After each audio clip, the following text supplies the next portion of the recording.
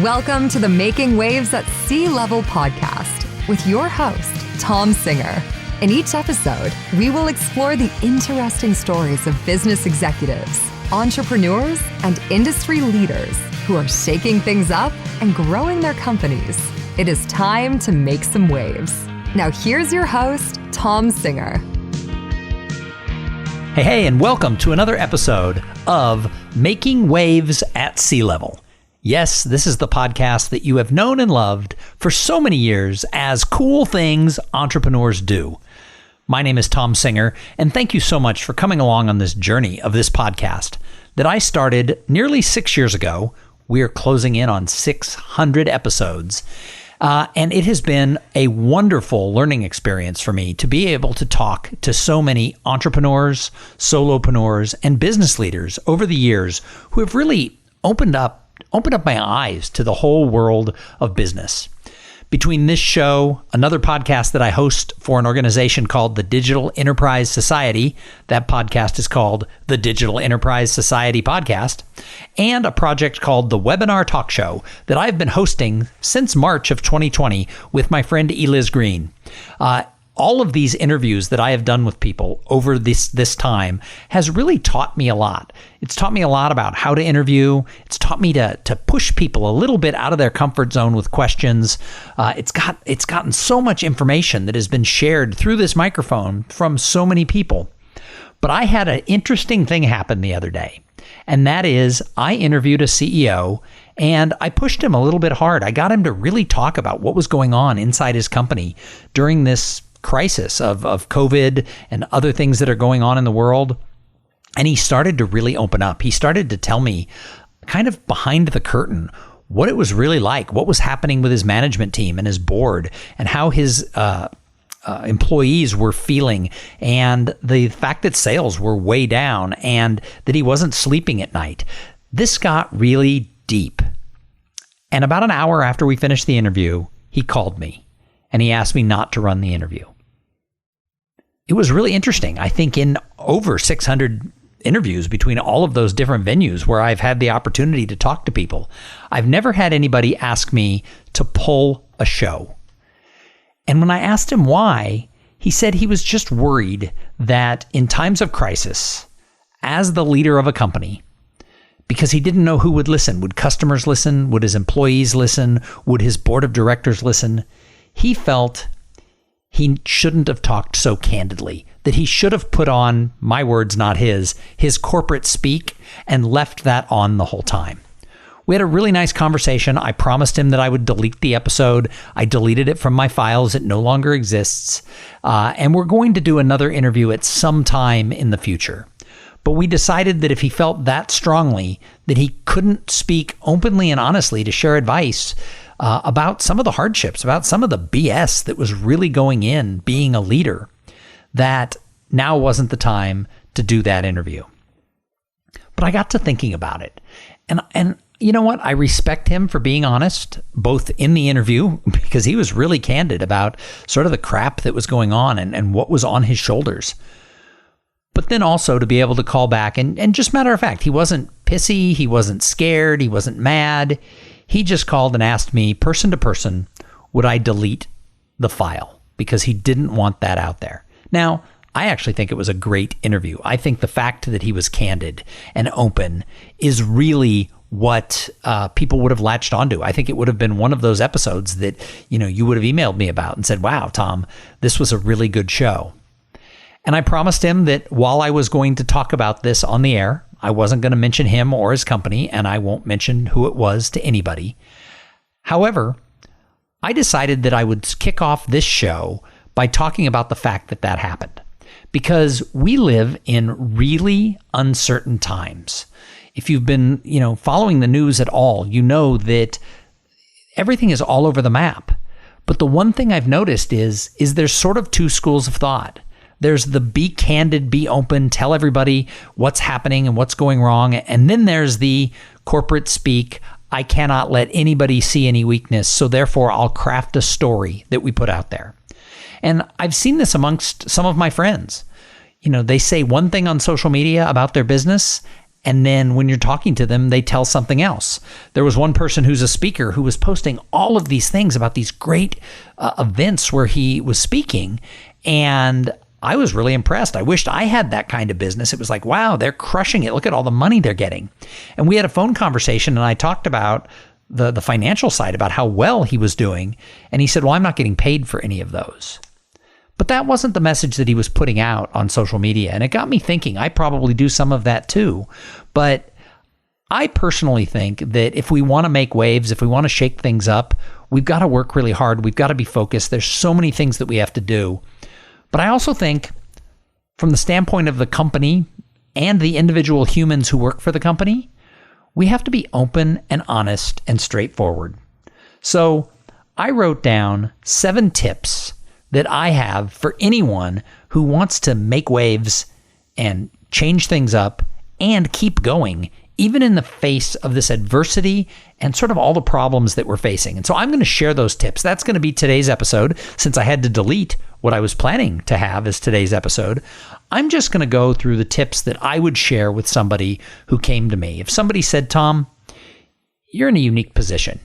You've presented to 1,000 different organizations over the years. You've interviewed, over 800 people. What advice would you give to somebody if they wanted to make waves in their career? So that's what I'm going to share with you on this episode. But before I go through those 7 tips, first, I have to thank the sponsor of this episode. So this episode, as all of them, is brought to you by Podfly Productions. Podfly, they take the time and the headache out of creating your own podcast. They set you up with the right equipment, training, and guidance to ensure that you're going to sound amazing. Podfly does all the heavy lifting and the technical work so that you can focus on creating great content and growing your audience. If you want to start a podcast, and I know that some of you do, jump over to podfly.net/coolthings and check out the offer that they have for the listeners of this show. So what are my 7 tips? If you want to succeed in your career, if you want to make waves, whether you're the CEO, if you're in an executive leadership position, or whether you're just starting out in your career. I have several friends who are younger, who are really trying to make a name for themselves in their career. And I think I would say this advice goes whether you are an entry-level employee who was just hired and is working remotely from your kitchen and hasn't even met anyone in the office, to all the way up that career ladder to if you're the CEO of a multinational corporation. I think that if you can embrace all of these tips, I think you're going to find more success. And we're in a time where all of us, I know I need to find more success. Look, before I get into these tips, I'm just going to be real transparent about my own business. You guys know that I've made my living as a professional speaker for 11 years.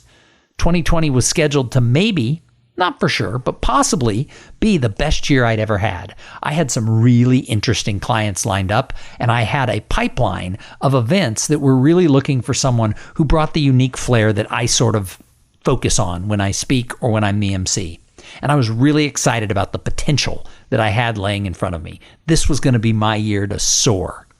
And then in early March, it all came crushing down.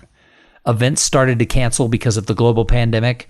And in a 3-day period, in fact, I was at a conference in San Diego. And in the 3 days I was at this conference, I watched every single piece of business I had for the rest of March, April, May, and shortly after, even June. But all of it got cleared from the calendar. Recently, I had a 2-day period where all of my September and October events canceled. And here's the thing, if you're not familiar with the live events business, for corporate and association events like the ones I speak at, business events, September and October, that is my bread and butter. That is my busy month. So boom, end of June, 1st of July, I watched it all evaporate again. And so I'm just being really transparent. I actually have gone to work for an executive search firm, and it's fun. I feel young again. I feel like I'm this new executive learning this whole business all over again, and I'm having to do sales. But it's going to take me a while to get fully grasped into that. And at the same time, I'm not walking away from my speaking and training business. So I'm having to learn new ideas around time management and time blocking to make sure that I'm giving both of those the attention that they need so that I can move forward with my career. But I want to be vulnerable that life isn't easy.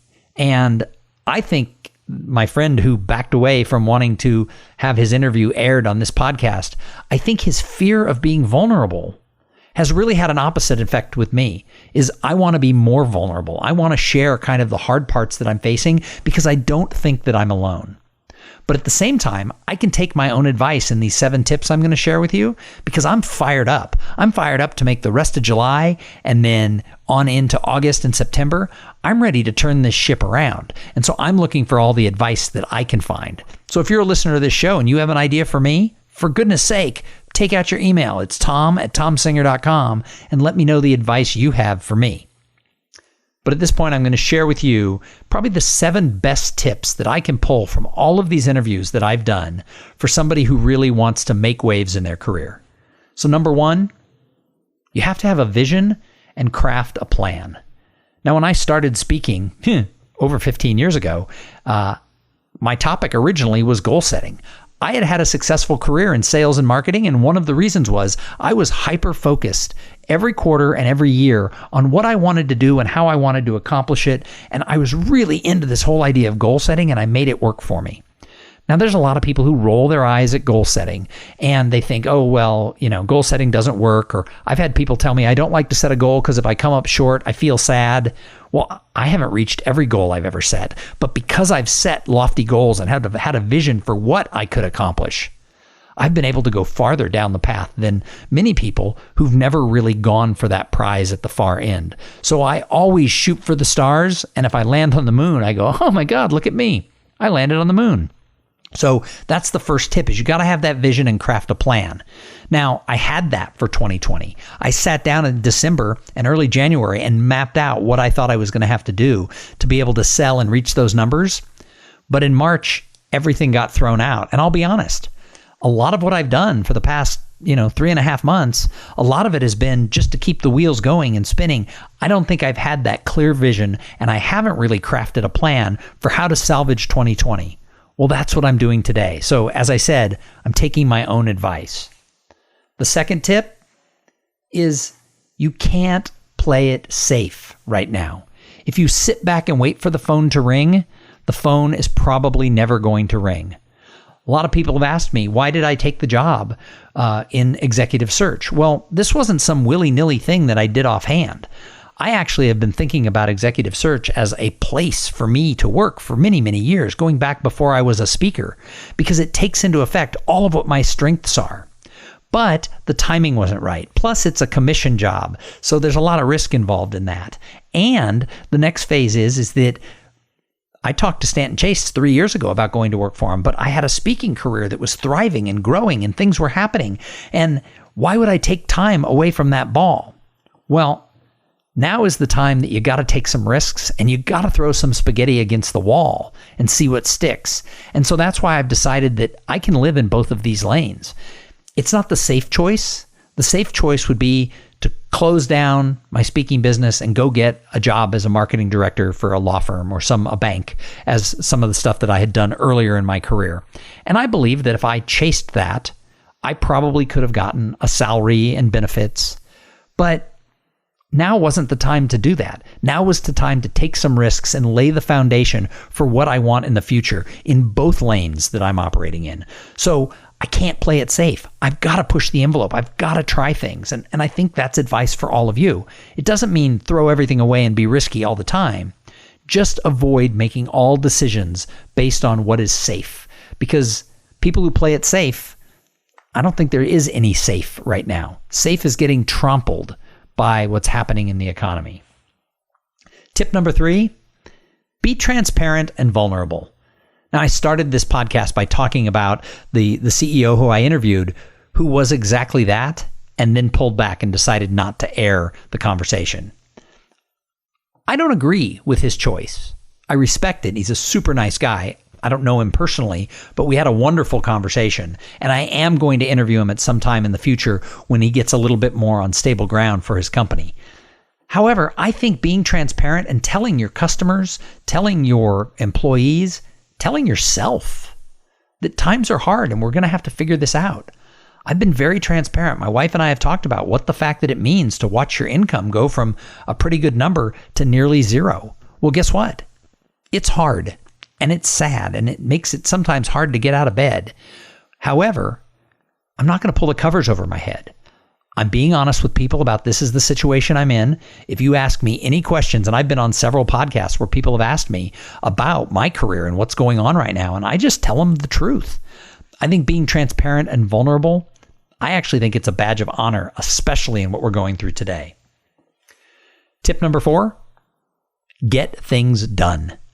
This has probably been the number one thing I have seen since March or April that has held people back, whether they work for a big company or they work for a small company, is they haven't been taking action. If you don't take action, you're not going to get results. And I think this is an area where I've been guilty. Going back to transparency, I've done a lot of things, but I haven't necessarily gotten the right things done that will move me down that path that I'm on. So make sure that you're very clear when you set those goals. What are the actions that you have to take? Take the time to reverse engineer the steps that you need to take to be able to move forward, and then do those things. You have to get the work done. So every day I am making more calls today than I did last week or the week before because I have to get that work done. I'm in sales. People don't wake up in the morning and just dream of me and call me. I have to let people know I exist. So I have to make outbound calls. In addition to that, I have to write articles. I have to work on my social media. I have to grow my visibility. I have to put out this podcast. I have to do things because it's those things that I do that lead to opportunities coming my way. So that's tip number 4. I don't care what your job is. Know what the tasks are that you have to do and then get them done. Tip number 5, listen and learn. There have been a lot of things going on in the world that are out of my pay grade, if you will. And it's time that all of us admit we don't know everything. We don't have all the answers. The good news is we live in a time where you have access to getting the answers that you need.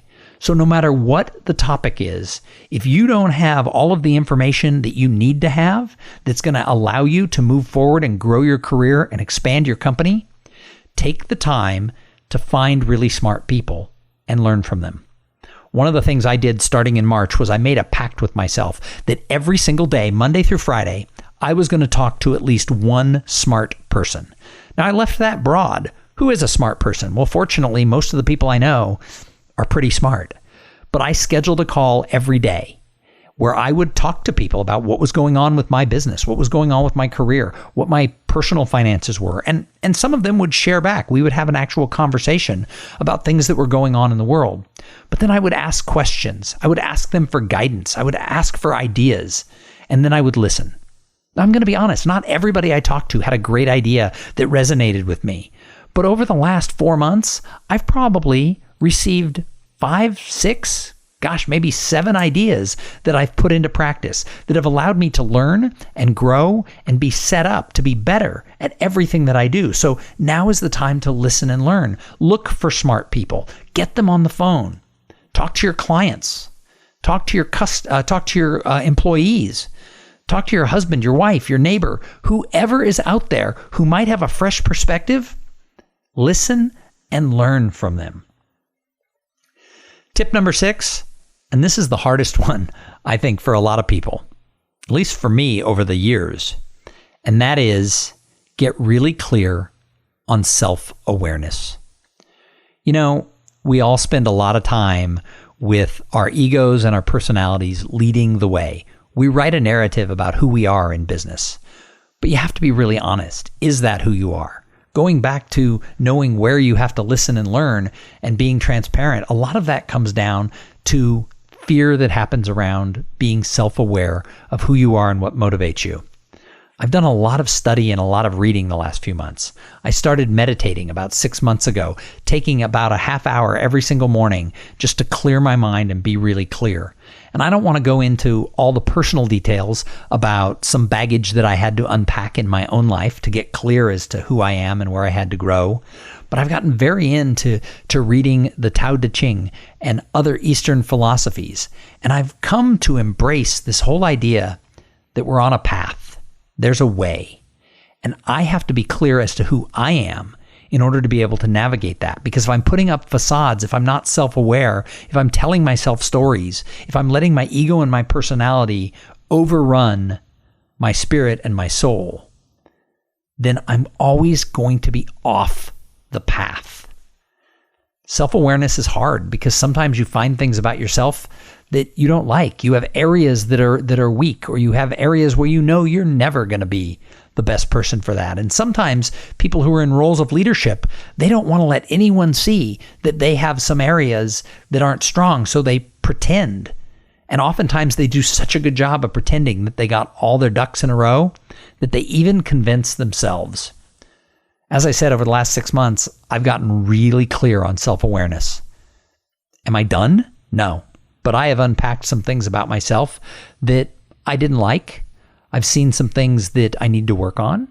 But I'll tell you what, the more self-aware, the more clear I get, the easier it is for me to let go and to be able to follow the path, and therefore be able to go out and have a more positive impact on other people who I encounter through the work that I do. And then number 7, the last tip, courage. I think that we're living in a time where you have to be brave. You have to have courage. And if you look at what I said in the first 6 tips, you have to vision and create a plan. Sometimes you have to be brave because sometimes that plan, it's going to be hard. It's going to be far reaching, or there's other obstacles in your way. I talked about that you can't play it safe. I don't think that you can do not playing it safe without, that's a double negative, without having courage. You have to be brave. If you're going to go out and kick the tires, you have to have courage behind it.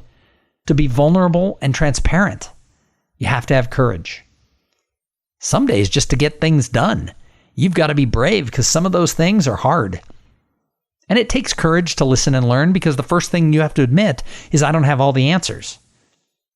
And if you really want to get self-aware, you'd better be brave, because without courage, you're not going to be able to look in that mirror and see those flaws.